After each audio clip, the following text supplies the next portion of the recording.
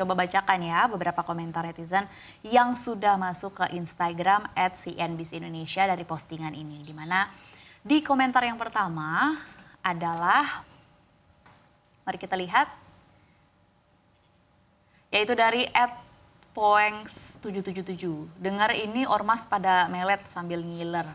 Kita lihat ya ke komentar selanjutnya, yaitu dari @arsyakadildar. Mantap, awas ada ormas yang mengintai investor Korsel ini. Kita lihat ke komentar yang ketiga, yaitu dari @kotibul Fajari Imani _ investasi melulu lapangan pekerjaannya mana. Nah ini ada dua, tadi balik lagi ya.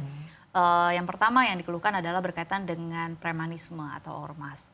Keberadaan premanisme atau ormas seperti yang sudah Kang Hendra jelaskan di segmen sebelumnya, benar ini adalah permasalahan klasik. Tapi kayaknya tahun ini pengusaha menjeritnya cukup kencang begitu ya.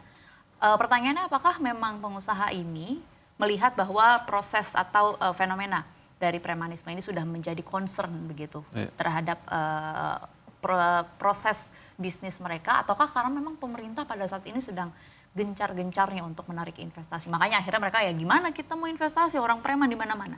Gimana Kang Hendra? Jadi kalau kita lihat logika berpikirnya pengusaha itu kan tentu berpikir bagaimana ada kepastian kan. Pokoknya semua kepastian lah.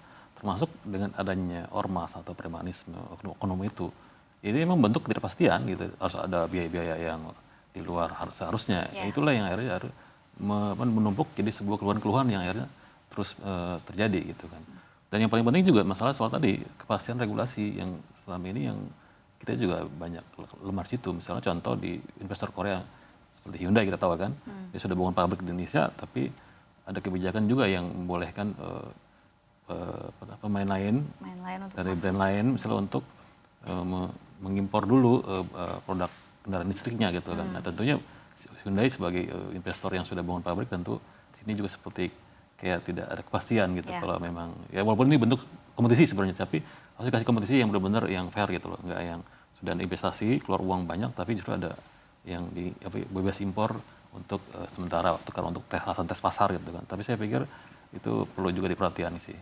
Ya, case Hyundai EV yang akhirnya dipaksa untuk membuat pabrik terlebih dahulu, bukan dipaksa sih sebenarnya, untuk diminta untuk. Ya sebelumnya kan di Malaysia ada rencananya kan. Betul. Sampai ribut-ribut gitu kan. Ya, terus akhirnya mau ke Indonesia dan akhirnya membuka pabrik, tapi ternyata akhirnya pemerintah malah membuka dengan brand-brand lain. Ini adalah salah satu use case atau case contoh paling menggambarkan kondisi regulasi. Memang dari sisi buat kompetisi memang menarik sih, jadi agar dikasih ruang terbuka, persaingan sehat. Cuma mungkin bagi sudut pandang investor itu seperti keterpastian kan. Kita sudah investasi besar, tiba-tiba ada yang lain yang nggak punya modal besar langsung masuk gitu. Berimpor aja gitu. Mas Demis mau menanggapi? Ya banyak sih contohnya.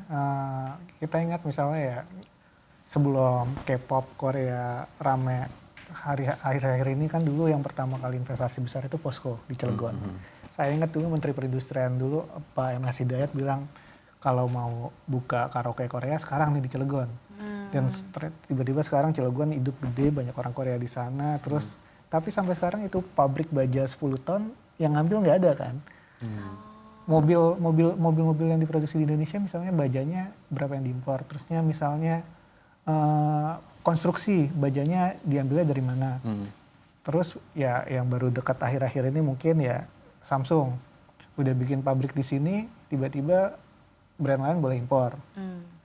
Lotte kan juga bikin plastik ya. Ya Korea ini kan tadi agak menarik karena dia dari ujung ke ujung benar-benar dia benar-benar bikin ya.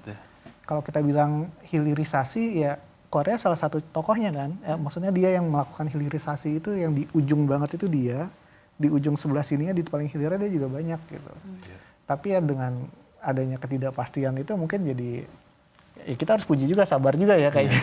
Dan yang menarik pabrik Korea ini kan mereka tidak hanya di industri yang besar tadi oleh chemical ya tuh, tapi juga di padat karya seperti kayak garment, tekstil, sepatu, rambut palsu, segala macam mereka masuk, dan itu kan banyak menyerap tenaga kerja. Saya pikir ya memang sudah sepatutnya lah pemerintah ngasih perhatian juga. Cuma memang tetap harus berpikir bahwa pemerintah juga melihat investor sebagai sesuatu yang setara gitu kan, nggak bisa bila-bila, tapi ya tetaplah harus beri kepastian sih buat mereka juga gitu sih. Oke, menarik untuk dicermati tadi Kang Hendra berkali-kali menyebutkan bahwa sebenarnya pengusaha ini butuh kepastian, pengusaha tuh butuh, dan investor juga pastinya butuh kepastian.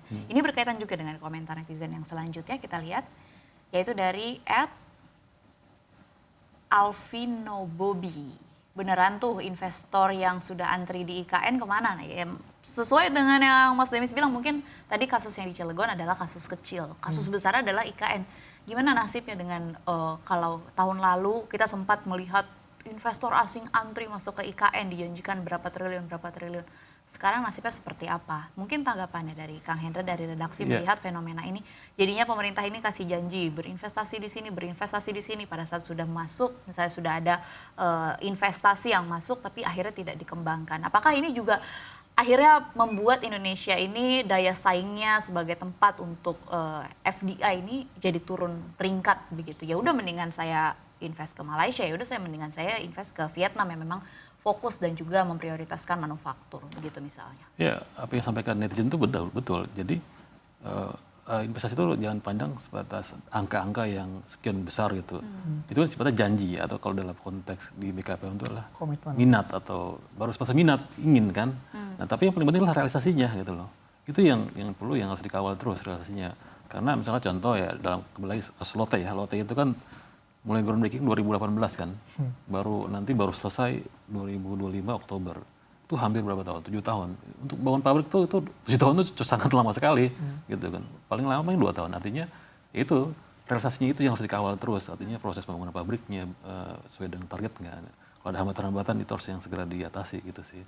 Jadi bukan masalah angka-angka nanti Korea janji akan bangun tambah 30 triliun atau sekian puluh triliun, tapi yang penting gimana mengawal realisasinya itu. Oke, realisasinya seperti apa, dan nanti itu tadi salah satu komentar netizen, lapangan kerjanya mana nih yang terjadi pada saat ini, PHK lagi. Kerja, kan? Lapangan pekerjaannya harus dirasakan oleh masyarakat. Mungkin ini menjadi pertanyaan terakhir untuk wrap up dialog kita pada sore hari ini dari Mas Demis. Pengen tanggapannya dong berkaitan dengan fenomena premanisme atau ormas. Kalau dari redaksi sendiri melihat fenomena ini, kita kan sepakat ya bahwa sebenarnya fenomena ini sudah waktunya harus berakhir.